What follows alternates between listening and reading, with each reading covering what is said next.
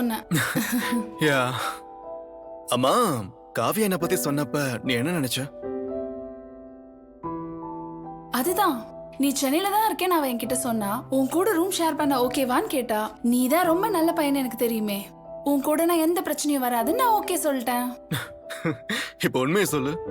கண்டிப்பா நீ அப்படி சொல்லிருக்க மாட்ட. காலேஜ்ல நான் எப்படின்னு உனக்கே தெரியும். நீ அப்படி சொல்லிருக்க வாய்ப்பே இல்ல. உண்மையை சொல்லு, தப்பா எடுத்துக்க மாட்டேன். என்னன்னா அது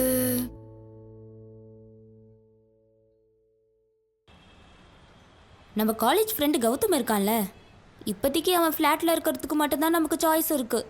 உனக்கு ஓகேனா சொல்லு, அவன் கிட்ட பேசுகிறேன். நம்ம காலேஜ் கிளாஸ்மேட்டு கௌதமா?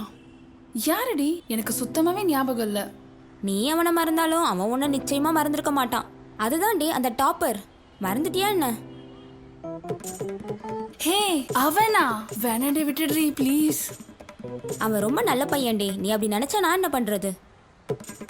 அவன் கூட இருந்தாதான் உனக்கு சேஃப். சேஃப்டி பத்தி சொல்லலடி. அவன் பெரிய ட்ரில் மாஸ்டர் டி.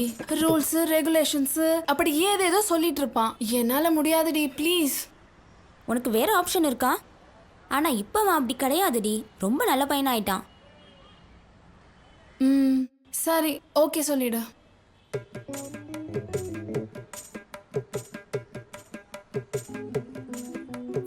அவனை நல்லவன் சொன்னதால நீ ஓகே சொல்லிட்டா தானே? அது அவ சொன்னதுனால மட்டும் கிடையாது. காலேஜ் டேஸ்லயே அங்க படிக்கிற எல்லா பொண்ணுங்களுக்கும் நீ ரெஸ்பெக்ட் கொடுப்ப. அந்த ரெஸ்பெக்ட் இப்பவும் எனக்கு கொடுப்பேன்னு நினச்சி நான் ஓகே சொல்லிட்டேன். பொண்ணுங்கன்னா அப்படிதான். ஒரு வாட்டி யாரையாவது நம்பினா போதும், அந்த நம்பிக்கை எப்பவும் அப்படியே இருந்துட்டு இருக்கும். வாவ், ஆனா எவ்வளவு வருஷம் ஆகியும் நம்பிக்கை இன்னும் அப்படியே இருக்கா? அப்படின்னா நான் இன்னும் மாறவே இல்லைன்னு அர்த்தம். கரெக்டு தான். அதனால்தான் இன்னைக்கு இந்த இடத்துல வந்து உன்னை கண்காணிக்கலான்னு வந்திருக்கேன்.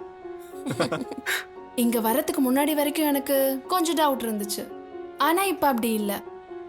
இவ்வளவு கம்மி டைம்ல எப்படி நம்புறீங்க? இன்னைக்கு நீ என்ன அங்க பிக்கப் பண்றதுக்காக வந்த போது கூட இருந்து லக்கேஜ்லாம் நீ தான் எடுத்துக்கிட்ட.